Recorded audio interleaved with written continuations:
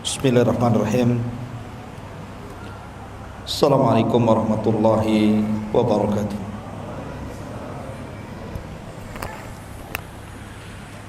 Bihamdillah wassalatu wassalamu ala rasulillah wa ala alihi wa sahbihi wa mawalah wa la hawla wa la quwata illa billahi wa ba'du. Alhamdulillah, pada malam hari ini kembali kita bisa duduk di Masjid Jabal Arafah. Salawat dan salam tak lupa kita aturkan kepada Nabi kita, Nabi besar Muhammad sallallahu alaihi wa ala alihi wasallam. Pada malam hari ini kita akan membahas tentang satu tokoh besar yang merupakan tokoh madhab, dan madhabnya adalah madhab yang mayoritas di negeri kita, madhab Syafi'i, yang didirikan oleh Al-Imam Asy-Syafi'i rahimahullahu ta'ala. Namun begitu banyak orang-orang yang menasabkan kepada madhab Syafi'i, terkadang tidak kenal siapa Imam Syafi'i. Harusnya orang-orang yang menasabkan diri kepada sebuah madhab itu minimalnya dia harus kenal siapa Imam Syafi'i. Memang dalam waktu yang singkat tidak mungkin kita bisa menceritakan tentang sosok Imam Syafi'i ini, tapi minimalnya kita mengetahui secara global siapa sebenarnya sosok Imam Syafi'i rahimahullahu ta'ala ini. Ma'asyiral muslimin yang dimuliakan Allah subhanahu wa ta'ala, Imam Syafi'i ini ada kemiripan dengan beberapa imam yang lainnya. Di antaranya bahwa dia ditarbiyah oleh ibunya, karena Imam Syafi'i itu terlahir yatim, sama dengan Imam Ahmad. Dan rata-rata para imam mereka ditarbiyah oleh orang tuanya, maksudnya oleh ibunya, dan berhasil, sehingga Imam Syafi'i rahimahullahu ta'ala menjadi imam dunia.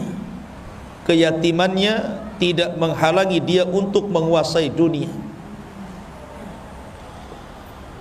Lah Imam Syafi'i rahimahullahu ta'ala itu berjumpa nasabnya dengan nasab Nabi pada Abdul Manaf.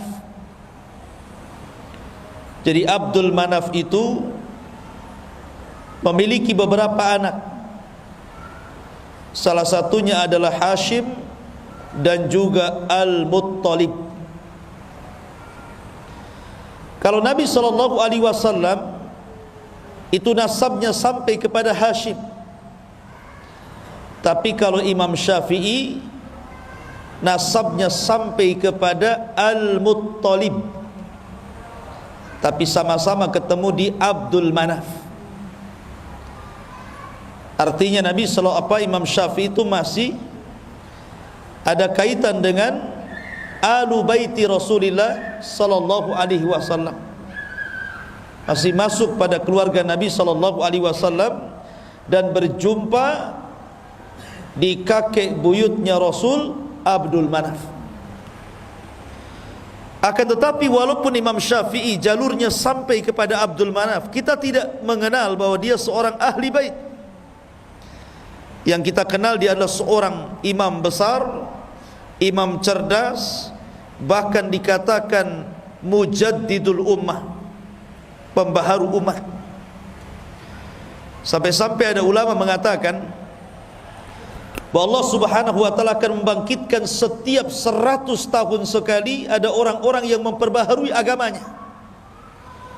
Maka 100 tahun pertama Allah bangkitkan Umar bin Abdul Aziz, dan 100 tahun kedua Allah bangkitkan Muhammad ibnu Idris, maksudnya Imam Syafi'i rahimahullahu ta'ala. Bagaimana kisahnya? Di mana lahirnya? Bagaimana belajarnya? Bagaimana pujian ulama kepadanya? Bagaimana dia menjadi alim ulama besar, dan bagaimana wafatnya, kemudian bagaimana tersebar madhabnya. Inilah yang kita akan bahas kurang lebih 1 jam ke depan. Ma'asyiral muslimin yang dimuliakan Allah Azza wa Jalla, ada kisah yang menarik sebelum saya masuk kepada kisah Imam Syafi'i rahimahullahu ta'ala. Imam Ahmad ibn Hanbal rahimahullahu ta'ala adalah orang yang sangat mengidolakan Imam Syafi'i. Jadi Imam Ahmad ibn Hanbal adalah salah satu murid dari murid-murid Imam Syafi'i. Jadi kalau kita lihat silsilah madhab itu sebenarnya murid dengan guru. Imam Malik gurunya Imam Syafi'i, Imam Syafi'i gurunya Imam Ahmad. Artinya bahwa di antara madhab-madhab fikih itu sebenarnya ada kaitan satu dengan yang lainnya. Masalahnya adalah ini pencetus-pencetus madhab itu tidak ada masalah dengan perselisihan mereka dengan gurunya. Yang jadi masalah adalah kita yang menasabkan dengan madhab Syafi'i, yang lainnya menasabkan dengan madhab Hambali, yang lainnya menasabkan dengan madhab Maliki. Jadi masalah gara-gara khilaf. Sampai-sampai suatu ketika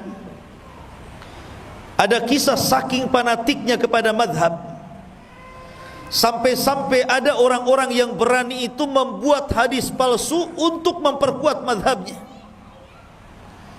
Seperti orang-orang yang fanatik kepada Imam Malik, Imam Darul Hijrah, kemudian merendahkan madhab yang lainnya. Mereka membuat hadis palsu dan mengatakan Nabi SAW bersabda, katanya, laula Malik lakana dinu halik. Kalau tidak ada Imam Malik, dunia agama ini akan hancur, katanya. Kalau tidak ada Imam Malik, agama ini hancur. Seolah-olah apa? Seolah-olah Nabi saja Imam Malik itu. Itu saking fanatiknya dengan Imam Malik sampai membuat hadis palsu. Bahkan Hanafi, madhab Hanafi tidak kalah, tidak mau kalah. Kalau dalam madhab Maliki mereka membuat hadis palsu, kemudian untuk dinasabkan kepada madhabnya, madhab Hanafi juga punya hadis, katanya. Ketika suatu ketika ada perdebatan antara seorang Hanafi dan Syafi'i, rupanya Hanafi kalah. Dikalahkan hujahnya oleh Syafi'i, oleh orang-orang yang menasabkan kepada mazhab Syafi'i. Akhirnya mereka tidak terima. Kemudian mereka membuat hadis palsu dan mengatakan, ya'ti zamanun, akan datang zaman kepada kalian, ya. Akan datang kepada zaman, akan datang kepada kalian zaman di mana akan datang seseorang yang bernama Muhammad bin Idris, dan dia lebih bahaya dibandingkan iblis, katanya. Lihat, dicelanya Imam Syafi'i. Bahkan orang-orang yang bermadzhab Hambali juga, mereka membuat hadis palsu dan mengatakan, fawasiyati li ummati an tatahambalu. Rasul bersabda, wasiat untuk umatku adalah hendaklah bermadzhab Hambali, katanya. Muncul hadis-hadis ini, hadis-hadis maudhu, hadis-hadis palsu. Kenapa? Karena fanatik madhab. Sementara imam-imam madhab ini satu dengan yang lainnya guru dan murid. Imam Malik gurunya Imam Syafi'i, Imam Syafi'i gurunya Imam Ahmad. Kalau Abu Hanifah karena beda sendiri, dia berada di Syam, di Irak. Tetapi Imam Syafi'i rahimahullahu ta'ala berhasil mengumpulkan fikihnya Abu Hanifah dan juga fikihnya Imam Malik, kemudian menciptakan madhab yang kita kenal dengan madhab Syafi'i itu. menggabungkan dua madrasah, madrasah ahlu athar Imam Malik dan madrasah ahlur ra'i Abu Hanifah yang ada di Irak, karena cerdasnya Imam Syafi'i. Lah Imam Ahmad itu adalah penggemar Imam Syafi'i, sampai-sampai Imam Ahmad itu kalau habis sholat dia mengangkat tangannya kemudian mengatakan, Allahumma gfirli wali walidayya wali Muhammad ibni Idris. Ya Allah, ampuni dosaku, ampuni dosa kedua orang tuaku, dan ampuni dosanya Muhammad bin Idris. Siapa Muhammad bin Idris? Syafi'i. Jadi kalau antum ditanya siapa nama Imam Syafi'i, Muhammad ibnu Idris. Sampai-sampai anaknya Imam Ahmad namanya Abdullah, karena keseringan mendengar bapaknya itu selalu memuji Imam Ahmad, selalu memuji Imam Syafi'i, jadi dia penasaran. Kemudian dia mengatakan kepada bapaknya Imam Ahmad, wahai bapakku, seperti apa Imam Syafi'i itu? Kenapa engkau senantiasa memuji Imam Syafi'i? Tidak ada waktu kecuali kau puji Imam Syafi'i, dan kau doakan Imam Syafi'i sampai 40 tahun kau doakan dalam solatnya untuk Imam Syafi'i. Siapa emangnya dia? Karena putranya tidak tahu. Maka Imam Ahmad mengatakan, ya bunai, inna Syafi'i kasyamsi lid dunya wa kal afiyati lil jasadi. Wahai anakku, tahukah kamu Imam Syafi'i siapa? Imam Syafi'i itu seperti matahari untuk bumi ini, dan seperti kesehatan bagi orang-orang yang perlu kesehatan pada badannya. Jadi manusia berhajat kepada matahari dan berhajat kepada kesehatan. Artinya manusia sangat berhajat kepada Imam Syafi'i. Bayangkan Imam Ahmad loh 40 tahun berdoa kepada Imam Syafi'i agar Allah mengampuni dosanya. Pertanyaannya, pernah enggak antum mendoakan guru-guru antum itu? Jangan-jangan antum sendiri tidak pernah didoakan, apalagi doain orang. Orang tua antum aja enggak pernah didoakan gitu. Harusnya kita doakan guru-guru kita dalam setiap solat kita, dalam setiap doa kita, karena itu menunjukkan ketakwaan seseorang menghormati guru-gurunya. Karena bagaimanapun guru-guru itu sudah berjasa kepada anda ini, minimalnya telah memberikan keterangan dan hidayah untuk menjelaskan mana yang baik dan mana yang buruk, dan itu tidak bernilai harganya. Ma'asyiral muslimin yang dimuliakan Allah Azza wa Jalla, bahkan dikatakan oleh Ibnu Katsir rahimahullahu ta'ala, jadi Imam Syafi'i itu bukan hanya satu ulama, Imam Ahmad saja yang memujinya, tapi banyak para ulama memuji Imam Syafi'i. Sampai-sampai dikatakan oleh Abdurrahman ibn Mahdi. Abdurrahman ibn Mahdi dia seorang ulama besar yang ada di Baghdad, Irak. Dialah yang meminta kepada Imam Syafi'i untuk menulis sebuah kitab, namanya Kitab Usulul Fiqh. Dan itulah kitab pertama di dunia yang dikarang oleh Imam Syafi'i. Kalau ditanya siapa yang pertama kali mengarang kitab usul fikih, maka jawabannya adalah Muhammad bin Idris, Imam Syafi'i. Bayangkan, makanya dikatakan mujaddid. Karena seseorang tidak akan paham fikih kalau dia tidak belajar usulnya. Makanya ulama mengatakan, man harumal usul harumal wusul. Siapa yang diharamkan tidak paham dengan usul, maka tidak akan sampai ke tujuan, kata ulama. Karena orang bisa mengambil istinbat hukum dari Quran dan sunnah itu karena paham usul fikih. Dan tidak ada yang meletakkan usul fikih pertama kali kecuali Imam Syafi'i. Atas siapa? Atas permintaan Abdurrahman ibnu Mahdi, seorang alim ulama Baghdad. Jadi Abdurrahman ibn Mahdi ini mengirim surat. Ketika itu Imam Syafi'i berada di Mekah agar menuliskan untuk dia satu risalah berbentuk usul fikih. Maka ditulis oleh Imam Syafi'i itu bagaimana caranya pengambilan istimbat hukum dari Quran dan Sunnah untuk masalah fikih. Kemudian setelah selesai, kitabnya disebut Ar-Risalah. Kemudian dihantar ke Baghdad. Ketika buku itu sampai di Baghdad, semua ulama-ulama Baghdad takjub dengan buku itu, memuji Imam Syafi'i. Kenapa? Karena belum pernah ada ulama yang mengarang buku seperti itu, mencerdaskan orang, sehingga orang memudahkan untuk istimbat hukum dari Quran dan Sunnah dalam masalah fikih. Makanya dia dikatakan pembaharu umat karena dia yang pertama kali meletakkan ilmu usul fikih, Imam Syafi'i ini. Sehingga kita orang-orang setelahnya memudahkan untuk memahami tentang hukum-hukum dalam fikih dengan pahamnya usul fikih itu. Ma'asyiral muslimin yang dimuliakan Allah Azza wa Jalla, apa kata Imam Abdurrahman Al-Mahdi rahimahullahu ta'ala? Dia mengatakan, kata Abdurrahman ibn Mahdi, demi Allah, aku tidak pernah melihat orang yang paling berakal melebihi Imam Syafi'i. Dia manusia yang ajaib dan cerdas. Ma'asyiral muslimin yang dimuliakan Allah Azza wa Jalla, dan banyak lagi pujian nanti kita akhirkan. Kita masuk pada sejarah pertama. Di mana Imam Syafi'i dilahirkan? Imam Syafi'i dilahirkan, ada yang mengatakan di Gaza. Kita kenal ada namanya jalur Gaza. Di mana? Palestina. Ada yang mengatakan dia dilahirkan di Asqalan.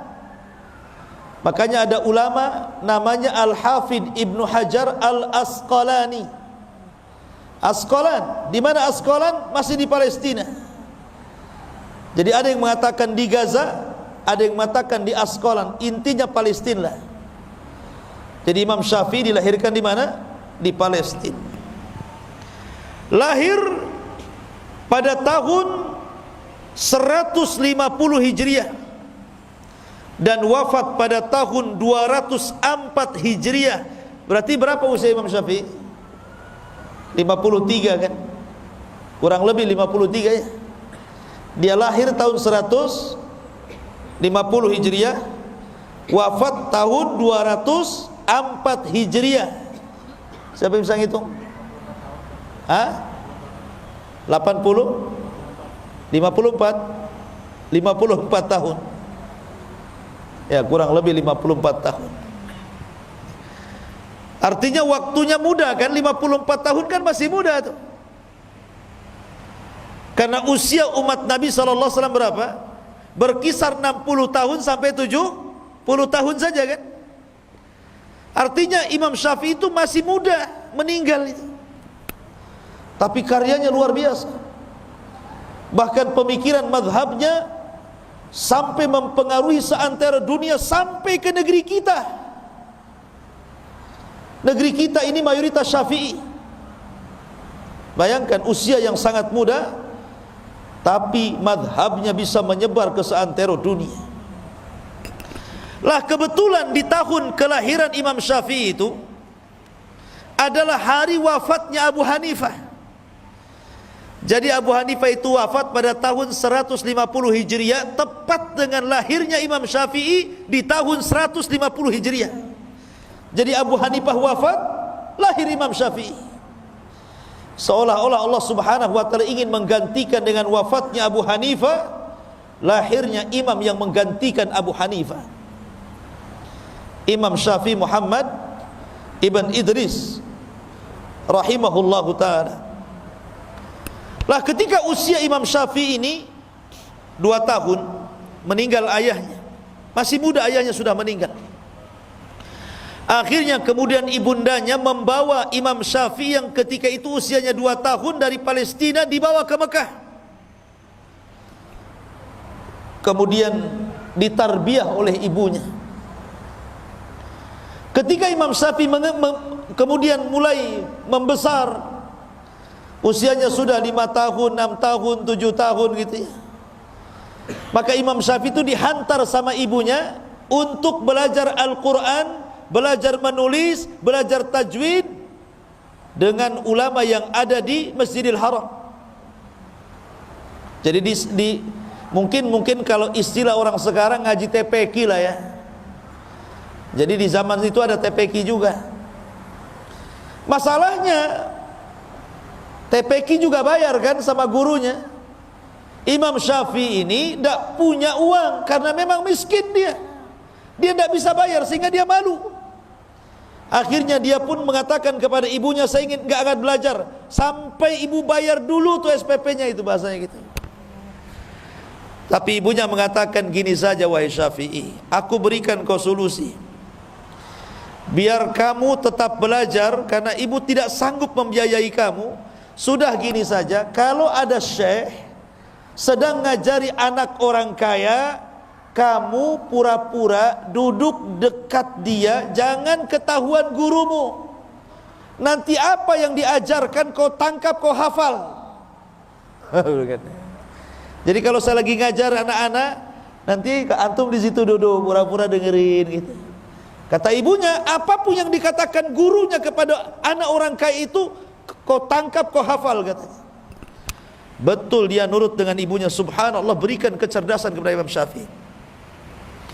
Apapun yang dikatakan gurunya langsung hafal. Sampai-sampai di usia 7 tahun sudah hafal Quran.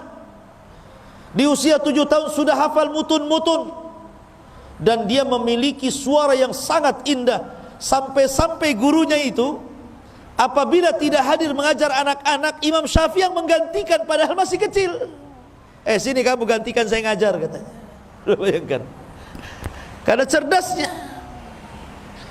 Bahkan di usia 10 tahun Imam Syafi'i sudah mampu menghafal kitabnya Imam Malik Al-Muwatta.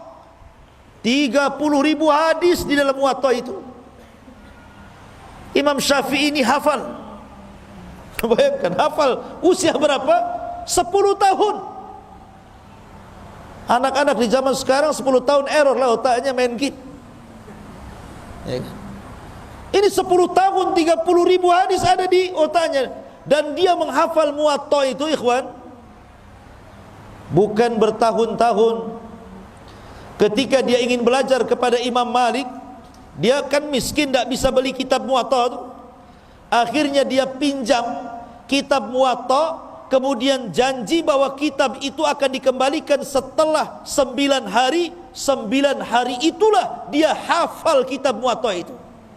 Setelah hafal dikembalikan bukunya, bukan disalin, dihafal 9 hari, ikhwan. Bayangkan, dia bisa menghafal kitab setebal itu. Ma'asyiral muslimin yang dimuliakan Allah Azza wa Jalla. Makanya ulama Mekah namanya Sufyan ibn Uyainah itu sangat takjub dengan Imam Syafi'i, padahal usianya 10 tahun. Kemudian 12 tahun dia sudah hafal tafsir-tafsir, hafal sarah-sarah hadis. Bahkan di usia 15 tahun Imam Sufyan Al-Thawri sudah mengizinkan Imam Syafi'i untuk memberikan fatwa. Bayangkan, di usia 15 tahun diizinkan untuk ngasih fatwa. Jadi kalau ada orang bertanya, ya Imam apa ini hukumnya, dia boleh ngasih fatwa karena cerdasnya. Ma'asyiral muslimin yang dimuliakan Allah. Kenapa demikian? Karena Imam Syafi'i itu dari kecil hidup di sebuah kabilah namanya Hudzail. Jadi sengaja ibunya menitipkan di sebuah kabilah Hudzail, di mana kabilah itu adalah kabilah yang paling fasih bahasa Arabnya setelah Quraisy. Jadi Imam Syafi'i bertahun-tahun belajar bahasa Arab di situ. Belajar syair-syair Arab, belajar nahwu, belajar bahasa-bahasa Arab yang dikuasai orang-orang Badui. Karena di zaman itu seperti Rasul sendiri kan, ketika dilahirkan dibawa ke mana? Ke Bani Sa'idah kan, disusukan dengan Halimah Sa'diyah. Di mana? Di Badui. Supaya terdidik bahasanya, terdidik kesantunannya, terdidik akhlaknya gitu ya. Maka Imam Syafi'i juga sama, diletakkan di kabilah Hudzail, belajarlah bahasa Arab, belajar syair Arab dan begitu seterusnya. Jadi wajar kalau Imam Syafi'i itu orangnya paling cerdas dalam bahasa Arab, bahkan tidak ada lahan sama sekali ketika bicara. Dan itu dipuji oleh Ibnu Hisham. Ibnu Hisham itu tokoh ulama pengarang kitab sirah.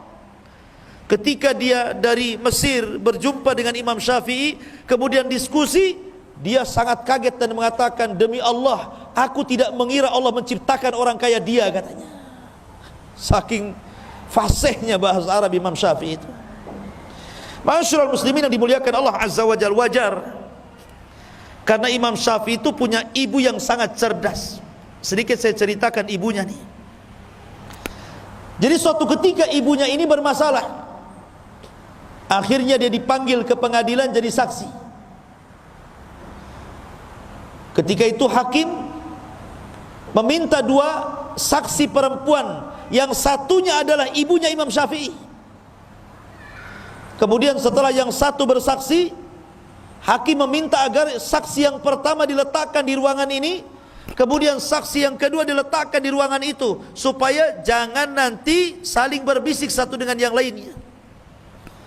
Kata ibunya Imam Syafi'i, apa yang kau lakukan wahai hakim ini salah, bertentangan dengan Quran. Satukan kami sekamar dengan dia, kami kan sama-sama saksi. Karena Allah berfirman dalam ayat dain, dalam ayat hutang, wa tudzakkira ihdahumal ukhra, hendaklah yang satu mengingatkan yang lainnya.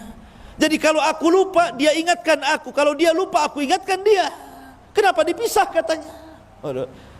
Katanya Al-Hafidh Ibnu Hajar, lihat, ibunya Imam Syafi'i saja cerdas mengambil istimbat sebuah hukum, ya wajar anaknya cerdas. Karena ibunya cerdas memang Imam Syafi'i itu. Makanya nurun kecerdasannya kepada anak itu. Makanya antum yang muda-muda itu kalau cari istri yang cerdas, jangan yang bego ya. Nanti anaknya bebel pula. Ya. Ma'asyiral muslimin yang dimuliakan Allah Azza wa Jalla. Intinya bahwa Imam Syafi'i di usia 7 tahun sudah hafal Quran.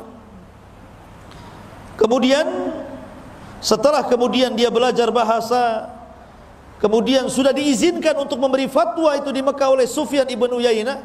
Disitulah Imam Syafi'i ingin belajar kepada Imam Malik di Madinah. Ingat, Imam Malik saat itu adalah ulama dunia, ulama yang disegani oleh para penguasa. Karena di zaman Imam Syafi'i itu penguasanya siapa?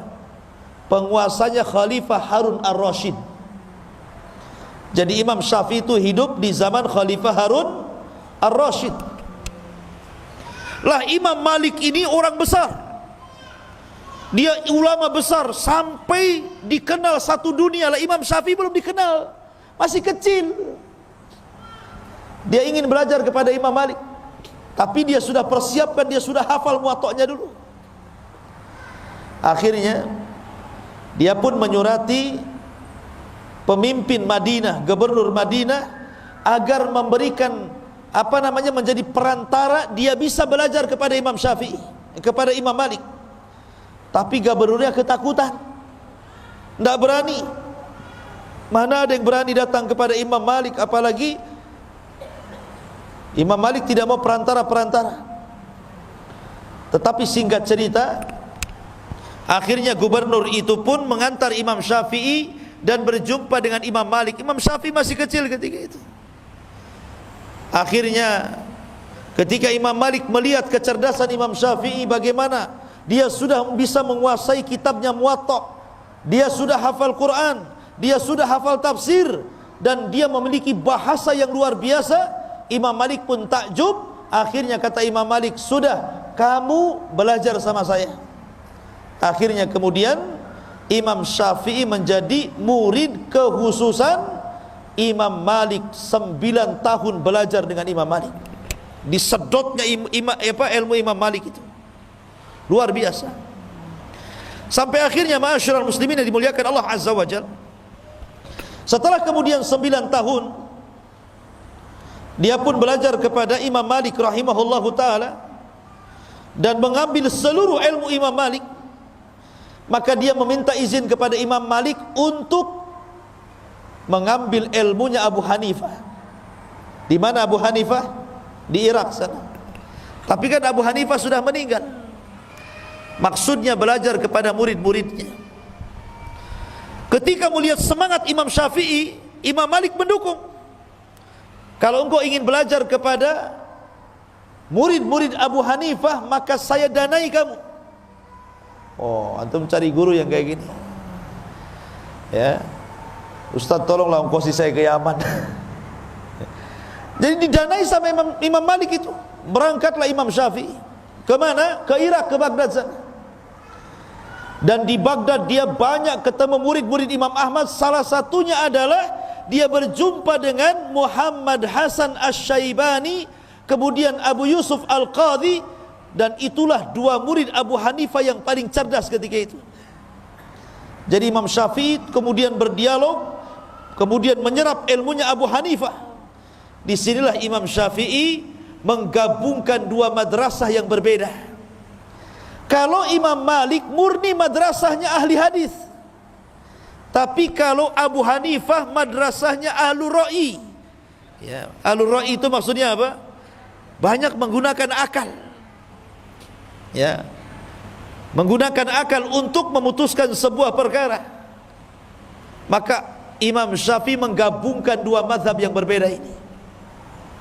Ketika itulah Imam Syafi'i di Baghdad menulis satu kitab namanya Al-Hujjah, atau disebut dengan Risalah Awal, yang disebut dengan Qaulul Qadim namanya, ucapan Imam Syafi'i lama.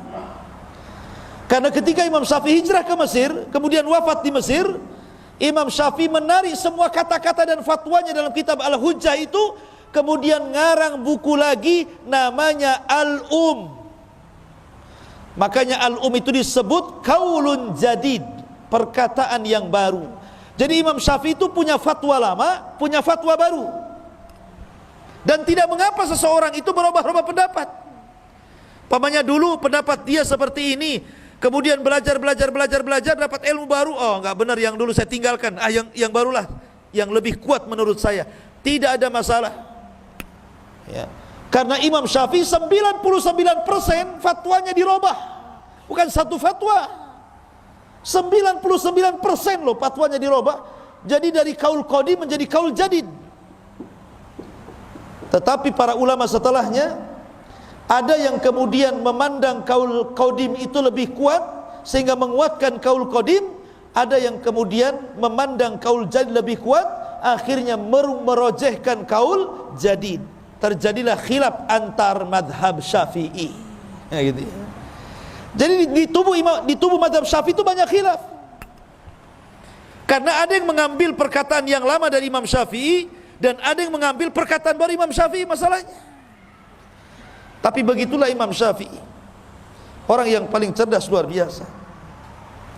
Jadi ketika Imam Syafi'i kemudian ke Baghdad, kemudian menyerap ilmunya orang-orang Baghdad dan mampu menguasai fikihnya Hanafi, kemudian dia akhirnya pulang lagi ke Mekah, ke Madinah.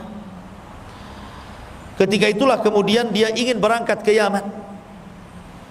Lihat para ulama ini, mereka kalau belajar itu rihlah, berjalan ke sana kemari. Tapi bukan jalan-jalan, betul-betul menuntut ilmu. Berangkatlah Imam Syafi'i ke Yaman. Di Yaman inilah Imam Syafi'i akhirnya belajar kepada orang-orang yang pakar-pakar firaq. Bahkan pernah belajar Syiah supaya membantah Syiah, bukan untuk belajar Syiah. Dia belajar Syiah itu untuk dibantah. Karena ada orang-orang Syiah yang mengatakan Syafi'i itu Syiah katanya. Enggak, Imam Syafi'i itu ahli sunnah. Lah, ketika kemudian di Yaman inilah Imam Syafi'i mempelajari banyak hal. Salah satu yang dipelajari adalah ilmu firasah. Firasat, ilmu firasat. Jadi kalau melihat orang itu, gelagatnya tahu ini orang baik atau orang jahat. Di dunia ini sampai-sampai dikatakan yang mampu mempelajari ilmu firasat cuma dua saja. Pertama Khalil Ibn Ibrahim, dan yang kedua Imam Syafi'i Muhammad bin Idris. Dia mempelajari ilmu firasat. Ya nengok orang saja udah tahu nih, banyak utang nih kayaknya. Jadi luar biasa itu. Bukan meramal, itu ada ilmunya itu. Tapi tidak semua orang bisa kan gitu ya. Memang Imam Syafi'i membidangi itu. Karena kekuatan hafalan, kekuatan akal, kecerdasannya itu loh, sehingga dia mampu menguasai ilmu firasat itu. Tapi Allah takdirkan ikhwan, di Yaman ini dia terkena fitnah, di mana Imam Syafi'i difitnah oleh gubernur yang ada di Yaman, bahwa dia hendak memberontak kepada Khalifah Harun ar-Rasyid karena hasadnya. Para ulama-ulama sesat melaporkan kepada penguasa Yaman, kemudian akhirnya Imam Syafi'i ditangkap dengan beberapa ulama yang lainnya, kemudian dibawa ke Baghdad, dihadapkan kepada Khalifah Harun ar-Rasyid. Subhanallah, teman-temannya mati dipenggal. Ketika giliran Imam Syafi'i ini, wahai Syafi'i, Anda masuk sini. Kemudian Khalifah bertanya, betul kau akan memberontak kepada diriku? Maka Imam Syafi'i menjelaskan bahwa tuduhan itu tidak benar. Ya kan, Imam Syafi'i harus masuk penjara dan disiksa di penjara. Tapi kemudian setelah mendengarkan dialog dan mengatakan, tidak mungkin aku memberontak kepadamu wahai Khalifah. Kemudian dia mengatakan bahwa diriku ini hafal Quran, hafal tafsir, hafal hadis, hafal mutun. Disebutkan penguasaan dia tentang ilmu agama. Lah, Harun ar-Rasyid ini ulama juga walaupun dia khalifah. Karena Harun ar-Rasyid itu belajar kepada Imam Zuhri, belajar kepada ulama-ulama yang lain, sehingga Harun ar-Rasyid itu mengumpulkan dua keutamaan: pertama khalifah, yang kedua ulama. Akhirnya kemudian ditanyalah Imam Syafi'i, apa pengetahuanmu tentang Quran, tentang hadis, tentang ini, tentang itu? Dijawab semuanya, termasuk tentang nasab. Imam Syafi'i paling tahu ya. Lah ketika itulah maka Imam Syafi'i, lah ketika persidangan itu ada Muhammad Hasan Asy-Syaibani yang suka diajak berdebat dengan Imam Syafi'i itu, dan diambil ilmunya. Kemudian Imam Syafi'i menunjuk, sesungguhnya yang tahu diriku adalah dia, maksudnya Muhammad Hasan Asy-Syaibani. Kemudian Muhammad Hasan Asy-Syaibani mengatakan kepada Khalifah, ya, saya tidak yakin kalau tuduhan itu ada pada orang itu, maksudnya Imam Syafi'i. Akhirnya Khalifah Harun ar-Rasyid melepaskan Imam Syafi'i.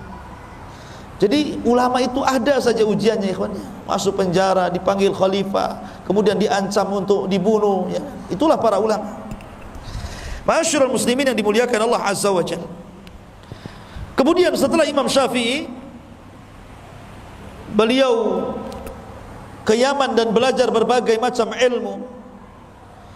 Maka kemudian Imam Syafi'i pun kembali ke Mekah dan sempat kemudian memberikan fatwa di sana.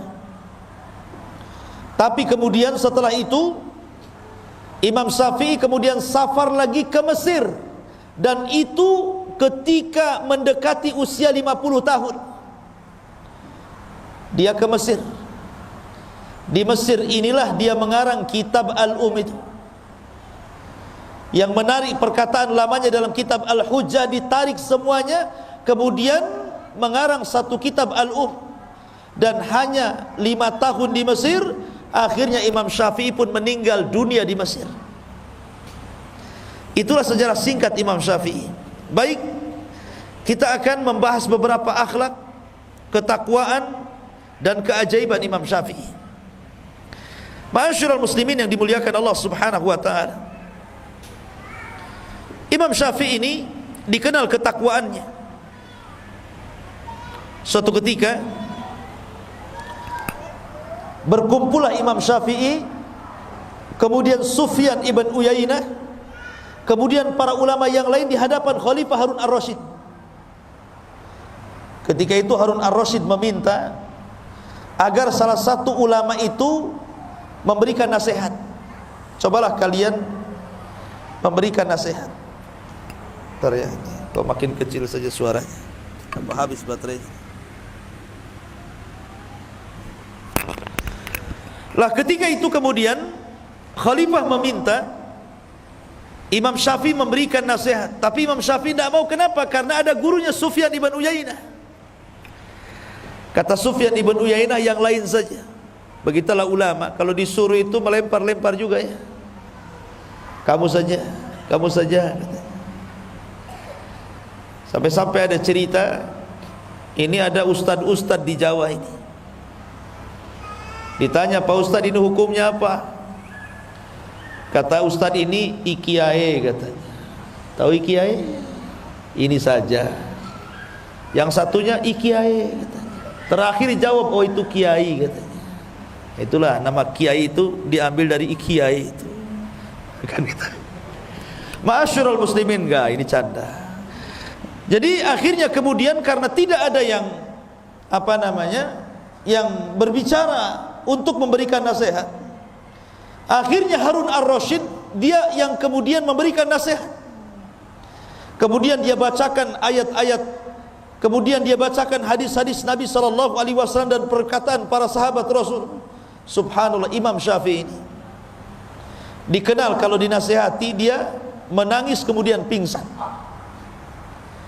Jadi kalau dia mendapatkan nasihat yang menyentuh itu, langsung menangis kemudian pingsan. Sampai-sampai ketika Harun ar-Rasyid kemudian memberikan nasihat, tahu-tahu Imam Syafi'i nangis kemudian pingsan, langsung berhenti dia. Dan orang-orang mengatakan, apakah dia mati katanya? Apakah dia mati katanya kan? Rupanya dia hanya pingsan saja. Sampai seperti itu orang mendengar nasihat nangis kemudian pingsan. Ini kalau tidak bersumber dari hati yang ikhlas, tidak mungkin seperti itu. Kemudian kisah yang kedua, suatu ketika Imam Syafi'i ini sakit. Ada muridnya namanya Rabi' ibn Sulaiman. Rabi' ibn Sulaiman salah satu dari alim Baghdad, berziarah kepada Imam Syafi'i, gurunya ketika itu sedang sakit. Ketika sampai saja di rumah Imam Syafi'i lagi terbaring itu lemas. Akhirnya kemudian kata Rabi' ibn Sulaiman, dia pun mendoakan Imam Syafi'i dan mengatakan, qawwallahu dha'faka ya imam, qawwallahu dha'faka ya imam. Kalimat qawwallahu dha'faka ya imam itu memiliki dua makna. Makna yang pertama, qawwa itu artinya semoga Allah menguatkan kelemahanmu hai imam, maknanya dihilangkan penyakitnya.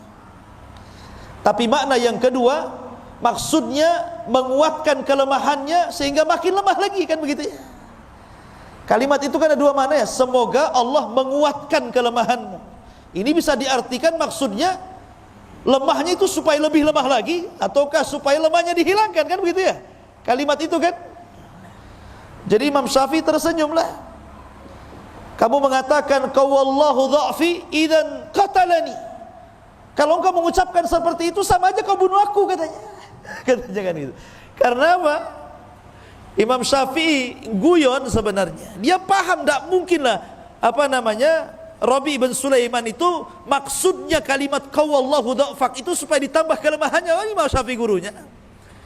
Tapi karena ada dua kalimat, ada satu kalimat memiliki dua makna, Imam Syafi'i masih bercanda ketika sakit itu.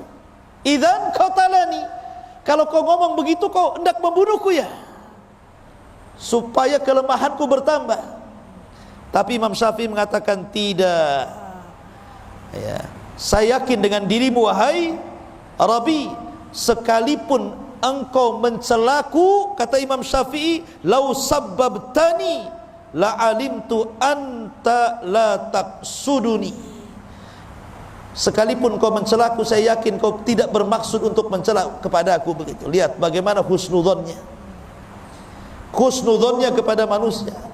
Kalau ada yang mencela dirinya, oh itu mungkin karena lagi marah. Kalau ada yang menghina kita, oh mungkin dia lagi ada masalah, oh, dikasih uzur gitu lah. Itulah Imam Syafi'i.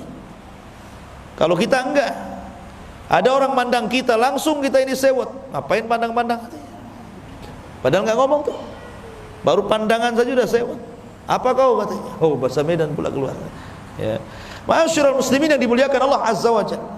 Kemudian yang ketiga, kisah perdebatan antara Yunus As-Sadafi dengan Imam Syafi'i. Ini guru murid sebenarnya ini. Biasa orang dulu itu murid berdebat dengan gurunya. Jadi Yunus As-Sadafi atau Ibn Abdul A'la ini bermasalah dengan Imam Syafi'i ini, berdebat gitu sangat sengit sampai keduanya mengangkat suaranya saking kencangnya gitu. Akhirnya marah ini Yunus ini, keluar dari majelis Imam Syafi'i, kemudian kabur dari ke masjid dan masuk ke rumahnya. Tapi Imam Syafi'i ini walaupun harus berbeda pandangan bukan berarti bermusuhan. Keluar dari masjid, dicarinya rumah Yunus As-Sadafi itu. Kemudian setelah sampai di rumahnya, kemudian dia mengatakan dan mengambil tangannya dan mengatakan, ya Yunus, la yastaqimu an takuna ikhwanan wa illam nattafiq fi mas'alatin. Wahai Yunus, sebaiknya kita jadi kawan sajalah, walaupun kita tidak sepakat dalam masalah yang satu ini, tapi kan kesamaan kita banyak. Nah, gitu ya. Ini lihat, Imam Syafi'i mencontohkan bagaimana sikap orang berdebat itu. Orang sekarang kalau berdebat kalah, musuhan tuh. Ya, malas saya berdebat dengan dia. Gitu. Sudah tidak ada kawan lagi. Bahkan kalau sampai berdebat itu sampai membidah-bidahkan tuh. Itu ahli bid'ah itu hizbi itu hati-hati itu. Ya, itu jangan ke situ tuh. Sampai seperti itu. Kadang-kadang sesama orang ngaji itu berdebat seperti itu kan. Gara-gara ngaji sama ustaz ini nggak boleh ngaji sama ustaz itu katanya. Ya, segitu piciknya otak itu. Imam Syafi'i loh ya, dia ngalah datang ke muridnya, sudahlah kita berkawan saja walaupun beda masalah, kan enak itu kalau ngomong begitu. Ya. Ma'asyiral muslimin yang dimuliakan Allah Azza wa Jalla. Kemudian juga kisah yang lainnya. Tapi kisah ini ada yang mengatakan lemah, dilemahkan para ulama, tapi enggak apa-apa kita kisahkan. Jadi karena Imam Syafi'i itu selalu dipuji-puji Imam Ahmad, sampai anak perempuan Imam Ahmad itu setiap hari mendapatkan dongeng dari Imam Ahmad tentang sosok Imam Syafi'i. Jadi hayalannya itu akhirnya pengen ketemu. Kok bapakku ini selalu memuji Imam Syafi'i ini. Akhirnya terhayalkan, kapan jumpa dengan Imam Syafi'i, kapan jumpa dengan Imam Syafi'i. Allah takdirkan, Masya Allah, di musim Saif, Imam Syafi'i itu kebetulan safar dari Mekah ke Baghdad, dan rumah Imam Ahmad itu di Baghdad. Dan qadarullah ketika itu Imam Syafi'i sedang sakit panas, bukan kena corona. Ya sakit demam, diikat kepalanya. Ya. Kemudian mampir pula di rumah Imam Ahmad. Wow, Imam Ahmad senang. Kenapa? Karena anak-anaknya selalu bercerita tentang Imam Syafi'i. Imam Ahmad ingin kenalkan, ini loh orang yang selalu aku ceritakan kepada kalian, gitu maksudnya. Wow, senang anak-anaknya yang selama ini mereka penasaran ceritanya Imam Syafi'i itu diceritakan Imam Ahmad, rupanya orangnya datang, kan bahagia. Tapi kebahagiaan itu kemudian menjadi kekecewaan ketika salah satu putri Imam Ahmad ini memperhatikan ibadahnya Imam Syafi'i karena ingin menirunya. Seperti apa sih hebatnya orang ini? Kenapa bapakku sampai mengalem-ngalem dia? Mulailah malam hari. Awalnya datang Imam Syafi'i, tentu namanya tamu kan dijamu tuh. Kasih makan enak. Sekali makan habis makanannya. Satu meja. Jadi ditengokin saja sama anaknya. Wah, banyak makannya nih Imam ini kan. Gitu. Kemudian habis makan dia jilat-jilati tangannya. Kemudian dia perhatikan cara makannya. Kenapa dia cara makannya tidak pakai sunnah Nabi? Sunnah Nabi kan 3 jari. Ini main kerewek 5 jari ini. Ya. Harusnya kan seorang imam itu pakai 3 jari, makan sedikit, ini habis satu meja. Mulai dia bertanya-tanya ini Syafi'i ke bukan Syafi'i katanya. Akhirnya malam harinya ditengok lagi, nggak ada pun sholat malam dia, tak tahajud, tak witir, tidur aja gulang-guling gitu. Sampai subuh. Ya. Kata anaknya, macam mana betul tak Imam Syafi'i? Kalau imam kan harus sholat malam, tahajud gitu ya. Anehnya lagi yang ketiga, ketika Imam Ahmad bangun di waktu subuh, ngajak Imam Syafi'i sholat subuh tidak wudu lagi, bayangkan. Makin stres anaknya ini. Ini jangan-jangan Imam Syafi'i KW ini. Ya. Ma'asyiral muslimin yang dimuliakan Allah Azza wa Jalla, penasaranlah anaknya ini, kemudian manggil bapaknya Imam Ahmad. Wahai Abi, betul tak Imam Syafi'i itu? Kata Imam Ahmad, iya dia itu Imam Syafi'i. Dialah orang yang suka aku puji-puji, aku doakan 40 tahun. Dialah orangnya. Kata anak putrinya begini, wahai bapakku, saya punya 3 soalan. Pertama, saya perhatikan cara makan dia, sudah tidak pakai sunnah, habis pula satu meja. Kemudian yang kedua, kok enggak pernah sholat malam. Aku perhatikan dia enggak witir, enggak tahajud, enggak ada apa-apa, tidur aja kerjanya. Kemudian ketika saya perhatikan dia pulang dari rumah, itu air yang kau sediakan wahai bapakku untuk berwudu disentuh pun tidak, langsung ke masjid dia. Sebenarnya ada apa ini? Akhirnya Imam Ahmad juga penasaran, ingin tanya juga sama Imam Syafi'i pertanyaan 3 perkara dari anaknya ini. Mulailah kemudian Imam Syafi'i ditanya tentang 3 soalan dari anaknya itu. Imam Syafi'i ini orang cerdas, ya kawan. Dia ada jawabannya. Kalau antum di posisi Imam Syafi'i, malu, memang antum seperti itu. Gitu ya. Tapi Imam Syafi'i mengatakan, ya Ahmad, haddatsana Rasulullah sallallahu alaihi wa haddatsana fulan qala haddatsana fulan qala Rasulullah sallallahu alaihi wasallam. Kemudian dia membacakan, adapun kenapa saya makan, saya habiskan semuanya itu, karena Rasulullah bersabda, ta'amul qurama dawa wa ta'amul bukhala daun, katanya. Karena makanan orang yang ikhlas itu, makanan orang yang dermawan itu pasti jadi obat. Makanya mumpung ini obat, ku makan semua. Kan aku lagi sakit kemarin itu, lagi demam, tapi bukan kena corona, sekali lagi. Ya. Setelah saya makan habis makananmu, alhamdulillah, hilang demam saya, katanya. Hilang demam saya. Ta'amul qurama dawa, bahwa makanan yang diberikan orang yang dermawan, orang ikhlas pasti jadi obat. Tapi makanan yang diberikan orang bakhil, hati-hati jadi penyakit. Hati-hati jadi penyakit. Makanya kalau antum punya kawan bakhil ditraktir, jangan mau, pulang mencret. Iya. Oh, kalau kawannya ini dermawan, maulah saya. Jadi kalau antum sakit di rumah, stres, nah, telepon saja kawan yang dermawan itu. Kapan traktir saya? Tidak usah ke apotek cari obat, cari kawan saja yang dermawan. Kemudian yang kedua, kenapa aku tidak tidur, kata. Aku tidak tidur, kata Imam Syafi'i. Memang aku tidak sholat malam, aku tidak tahajud, aku tidak witir, tetapi sepanjang malam ini aku teringat hadis Nabi. Kemudian aku usahakan hadis itu dalam satu malam aku keluarkan faedah-faedahnya, dan aku berhasil mengumpulkan 100 faedah dari hadis itu. Kemudian Imam Ahmad penasaran, hadis apa itu?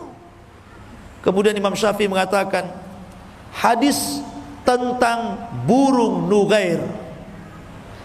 Jadi Anas bin Malik itu punya adik kecil belum balik, namanya Abu Umair. Bayangkan, anak belum balik tapi sudah disebut Abu, loh ya, Abu Umair. Gak apa-apa, seseorang itu walaupun belum menikah dipanggil Abu, itu kunyah, sunnah hukumnya. Ya, sama Ustaz, kenapa? Takut dicap radikal. Karena orang radikal itu depannya abu-abu. Ini Abu Umair, itu kecil, anak kecil Abu Umair ini punya burung namanya Nughair. Dari sini boleh seseorang itu punya peliharaan dikasih nama. Boleh punya kucing dikasih nama siapa? Ya, kasih nama siapa? Kucingnya. Jangan kasih nama istri antum. Jadi boleh kita memberikan nama kepada peliharaan, sebagaimana di zaman itu ada burung dikasih nama Nughair sama si Abu Umair ini. Namanya anak burung berakal, belum balik, kan tidak pandai merawat burungnya. Lain dengan kayak antum, mungkin ada sangkarnya, dimandikan, orangnya belum mandi, burungnya sudah mandi. Orangnya belum makan, burungnya sudah makan. Ya. Karena anak kecil yang melihara burung mungkin tak keinjak, tak kecekik, matilah burung ini. Nangis Abu Umair ini, namanya anak-anak. Maka dilaporkanlah oleh Anas bin Malik kakaknya kepada Rasulullah, ya Rasulullah, adik saya menangis. Kenapa? Burungnya mati. Maka Nabi langsung dari rumahnya, bayangkan, takziah gara-gara kematian burung. Bayangkan, orang burung mati takziah loh Nabi. Bukan orang saja takziah, Nabi bertakziah sama anak kecil gara-gara burungnya mati. Kenapa? Karena tahu Nabi itu bagaimana rasanya anak kecil pecah hatinya. Itu sama dengan orang dewasa ketika ditinggal oleh pacarnya. Hatinya sakit, anak kecil itu sakit loh kalau mainannya hilang kan. Ya. Makanya Rasul takziah, kasihan. Nah itulah, makanya amalan yang paling tinggi itu jabrul qalbi, ikhwan. Berusaha menenangkan hati orang. Jangan membuat orang itu sedih. Sururun tudkhiluhu ala qalbi muslim, kebahagiaan yang kau masukkan kepada hati seorang muslim. Akhirnya kemudian kata Imam Syafi'i kepada Imam Ahmad, aku perhatikan hadis itu semalam suntuk dan aku berhasil mengeluarkan 100 faedah dari hadis itu. Jadi aku enggak tidur, aku mikir hadis itu saja. Kata Imam Ahmad, coba sebutkan apa faedahnya? Disebutkan 1, 2, 3 sampai 100. Subhanallah, kata Imam Ahmad, aku belum pernah mendapatkan faedah sebaik ini. Adapun aku subuh tidak wudu, bukan berarti aku tidak berwudu, karena aku belum batal dari wudu isya. Makanya aku gunakan untuk sholat subuh. Kan dia gak tidur. Tuh, ini kalau ulama ada jawabannya. Kalau antum malu besok gak mau lagi ke situ. Ya kan? Tetapi ikhwan, kisah ini dikritik para ulama. Kisah ini enggak benar. Bahkan hadis tadi juga tentang masalah makanan orang-orang yang ikhlas dan juga orang-orang dermawan itu obat, hadisnya maudhu. Sebagaimana dikatakan Imam Zahabi rahimahullahu taala. Tapi kisah ini masyhur masalahnya. Kisah ini masyhur di masyarakat tentang Imam Ahmad Imam Syafi'i yang bertamu kepada Imam Ahmad ini. Makanya harus disebutkan tentang derajatnya. Taib. Ma'asyiral muslimin yang dimuliakan Allah Subhanahu wa taala. Kemudian suatu ketika Imam Syafi'i ini pulang dari Baghdad. Karena dia tidak mau mengganggu Imam Malik yang sedang mengajar. Karena pasti kalau dia tahu dirinya datang, pasti akan berhenti belajar, pasti akan menyalami dan memeluknya, dan nanti masalah ini orang belajar ini terganggu. Dia tidak mau mengganggu orang yang sedang belajar. Sehingga Imam Syafi'i supaya tidak ketahuan oleh Imam Malik kedatangannya, dia pun diselendangkan mukanya, jadi hanya nampak matanya saja. Kemudian berbaur dengan murid-muridnya yang masuk kepada halaqahnya Imam Malik. Lah Imam Syafi'i pun duduk di halaqah itu, enggak tahu Imam Malik kalau di situ ada Imam Syafi'i muridnya itu.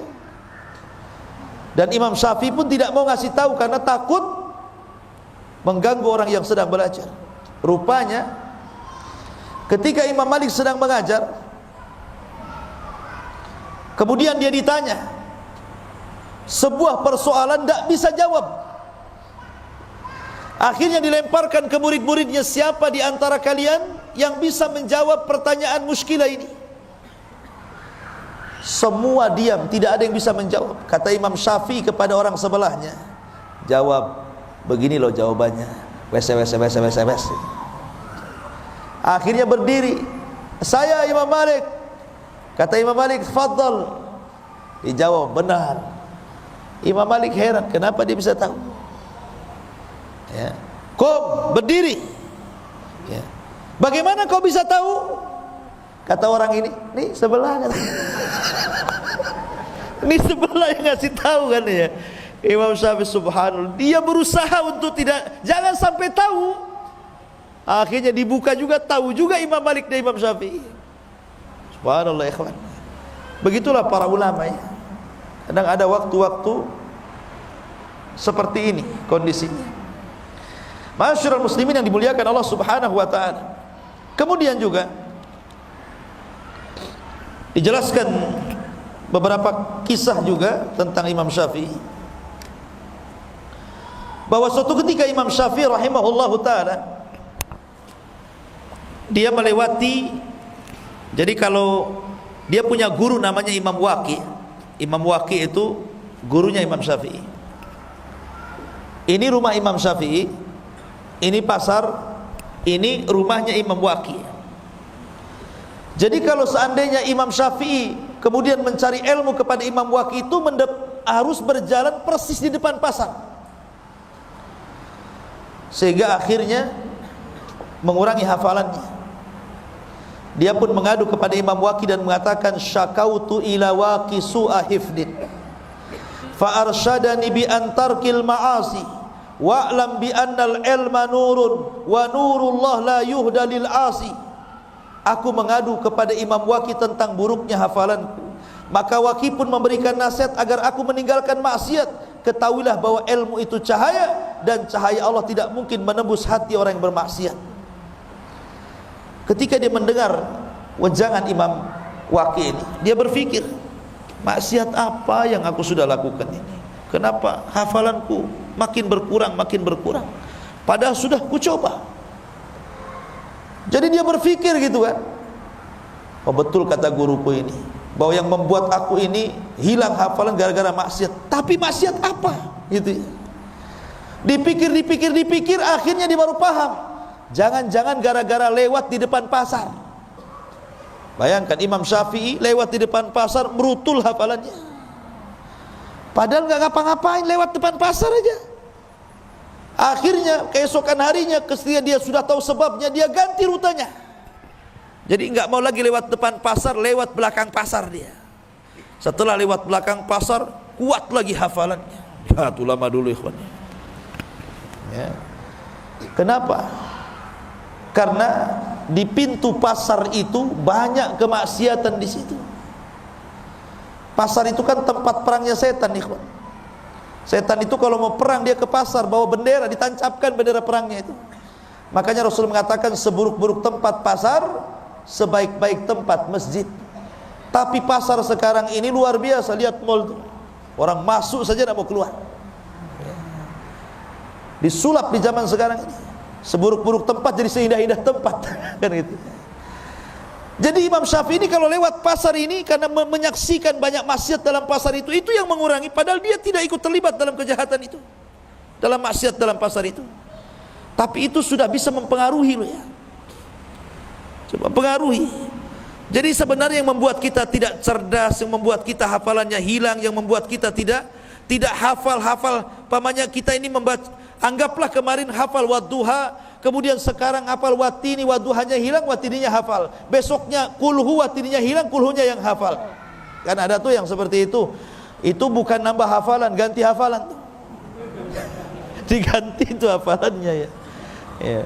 Boleh itu karena kenapa kok jadi ganti hafalan bukan nambah hafalan, itu karena maksiat yang dilakukan. Maksiat sebenarnya menjadikan orang itu jahil. Ya, dan ini wasiat yang bagus daripada Imam Syafi'i rahimahullahu ta'ala. Ma'asyiral muslimin yang dimuliakan Allah subhanahu wa ta'ala. Adapun Imam Syafi'i ini memiliki guru-guru yang luar biasa. Di antaranya beliau memiliki guru di Madinah namanya Malik ibn Anas. Imam Malik ibn Anas, Ibrahim ibn Sa'ad al-Ansari, Abdul Aziz ibn Muhammad ad-Darari, Ibrahim ibn Abi Yahya, Abdullah ibn Tafih as-Sa'ig. Kemudian di Yaman dia juga punya guru namanya Hisham ibn Yusuf qadi Yaman. Kemudian Amr ibn Abi Salamah, Yahya bin Hassan, Mutarrif ibn Mazin.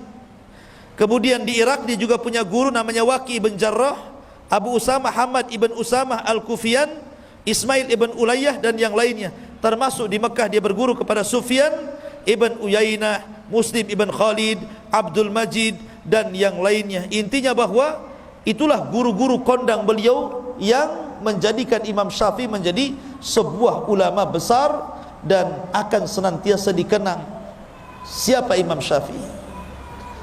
Sebenarnya kenapa madhabnya itu sampai menyebar, ikhwan? Sebelum Imam Syafi'i itu sudah banyak madhab. Imam Ibnu Jarir itu punya madhab, namanya madhab Ibnu Jarir. Sufyan Ibn Uyainah punya madhab, namanya madhab Uyainah. Sufyan Ats-Tsauri punya madhab, namanya madhab Ats-Tsauri. Kemudian Al-Auza'i, namanya madhab Auza'i. Jadi madhab itu dulu banyak, bukan 4 madhab saja. Cuman masalahnya ulama-ulama ini tidak banyak muridnya yang menyebarkan madhabnya ke seantero dunia, sehingga dengan hilangnya mereka, hilangnya juga madhab mereka. Wafatnya mereka menjadikan wafat juga cara pandang mereka, sehingga tidak banyak dikenang orang, kecuali 4 madhab, ya, Maliki, Hanafi, kemudian Hambali dan Syafi'i. Ini murid-muridnya banyak, sehingga murid-muridnya inilah kemudian mencatat seluruh fatwa-fatwa Syafi'i, Imam Malik, Abu Hanifah, Imam Ahmad. Kemudian setelah imam-imam ini meninggal, maka fatwa-fatwa mereka menyebar di seantero dunia, makanya madhabnya tersebar. Bukan berarti madhab ini cuma 4 ini saja, tidak, sebelumnya banyak madhab, cuman tidak tersebar, tidak seperti 4 madhab, ya. Tetapi ingat, Imam Syafi'i sendiri mengatakan dalam urusan madhab, idza sahhal hadis fahuwa madhabi. Kalau hadis itu sahih, berarti itu madhabku. Maknanya kalau kita mengikuti hadis yang sahih, kata Imam Syafi'i, dia sudah ikut madhabku, ya kan? Jadi tidak perlu fanatik dengan madhab itu, ya. Karena kalau kita bicara madhab itu ada 3 kelompok di masyarakat itu. Satu, ada orang yang fanatik buta dengan madhab. Saya mah Syafi'i Ustaz, Hambali tidak mau, Maliki ogah, Hanafi apalagi katanya, saya tidak mau. Syafi'i tetap Syafi'i, hidup mati Syafi'i katanya, mau benar mau salah Syafi'i. Ada orang yang seperti itu fanatik madhab namanya. Yang kedua, ini kelompok yang kedua, nggak mau bermadhab dia, apalah Syafi'i, Maliki, Hambali, nggak mau. Kenapa? Karena Rasul bersabda, kutinggalkan 2 pusaka kepada kalian, siapa yang berpegang selamat kalian, tidak akan sesat. Quran dan sunnah, Quran sunnah saja saya, madhab tidak perlu, ya.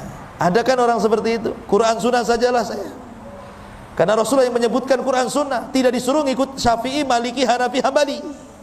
Ada orang yang tidak perlu madhab, tidak perlu saya madhab. Kelompok yang ketiga ini tengah-tengah, dia tidak melepaskan madhab dan tidak juga fanatik madhab. Mana-mana yang benar dari madhab itu, umpamanya kebenaran ada dalam Syafi'i, saya Syafi'i, kebenaran dalam Hambali, saya Hambali, kebenaran ada pada Maliki, saya Maliki, kebenaran pada Abu Hanifah, saya Hanafi. Mana-mana yang benar itulah yang dipilih, dan harusnya ambil yang terakhir ini pendapat kita, supaya tidak fanatik madhab, ya. Karena masing-masing ulama itu kan punya keistimewaannya. Sekarang kalau seandainya orang yang tidak mau bermadhab ini, Quran sunnah saja, saya katakan, gimana kau caranya memahami Quran dan sunnah kalau tanpa ulama?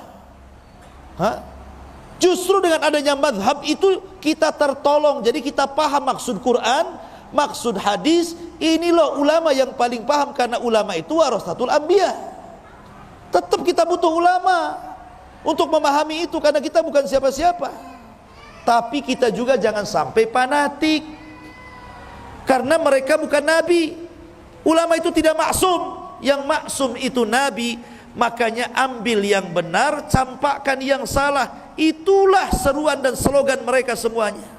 Seperti Imam Syafi'i mengatakan, apabila kau dapati dalam bukuku menyelisih Al-Quran dan Sunnah, tinggalkan.